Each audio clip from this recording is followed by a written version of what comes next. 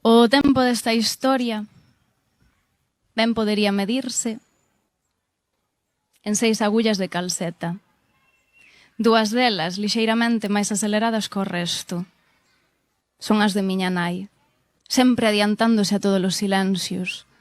O tac-tac asemella un proxector de Super 8 que vai mostrarnos xusto diante as imaxes que han reconstruir os recordos. O erro no relato é apenas perceptible. Tería que determe xusto neste intre para que soubese desde a mentira. Conto esta historia para que non marche a ingenuidade de crelas luída no ceo, como a un po de estrelas, como o rastro escuro dos foguetes nas mañás da festa de San Lourenço, esluíndose sobre o ceo querarísimo de Santo André de Comesaña. Eu conto esta historia para ela, que me aprendeu a maldade e me vertebrou a fala espida entre ortijas e fume de restrollo. Puxémosche música electrónica, luces rosas estroboscópicas por enriba dos recordos e das hortensias. Estabas tamén naquela rave, dando de comer as pitas e jardando a menser que a ti xa nunca máis che sairía. Ti, que decidiche la idade en que fun adulta para ensinarme o odio, a rabia contida nun aseno para ser muller, e que eu nunca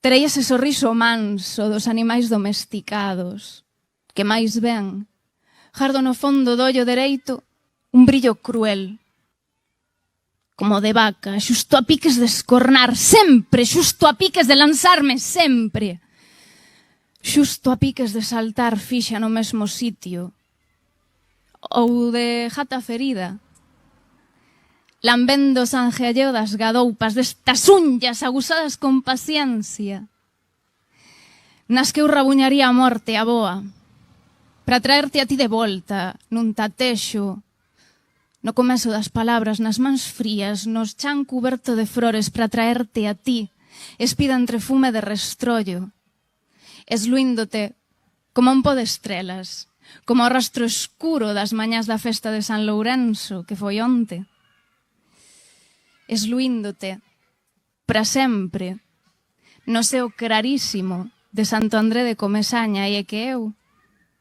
son a filla de Carme a Crespa de Rial, de Maruxa a Grila de Coruxo, son a neta de Manuel Opisco, de Silvestre, a quen nunca lle pronunciei o nome en vida. Son a filla de Afonso e Clari.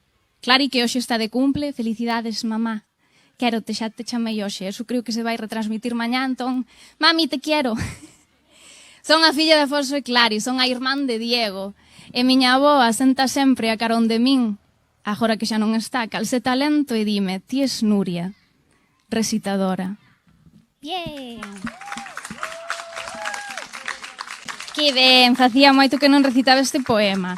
Pois a miña abuela foi a primeira en dicirme: ti eres recitadora, e grazas a ela pois descubrín que hai un epígrafe no que podo darme de alta, caricatos excéntricos recitadores. Maravilloso, abuela, gracias a ti. Bueno, a miña abuela xa non pode escoitar os meus poemas, pero eu estou moi contenta porque se todo vai ben, pois dentro dun mes ou 2 ides poder mercar un maravilloso poemario que se vai publicar, no que ides poder ler pois estas cousas. Bueno, vai se chamar Rave, entón, pois, bueno, é así un loito daquela maneira. Eu creo que hai loitos diferentes. E pois o meu loito é pintarme os ollos de cores, poñarme cousas fluorescentes e este cinto maravilloso con pinchos que me encanta. Entón, agora vou vos dar varias opcións.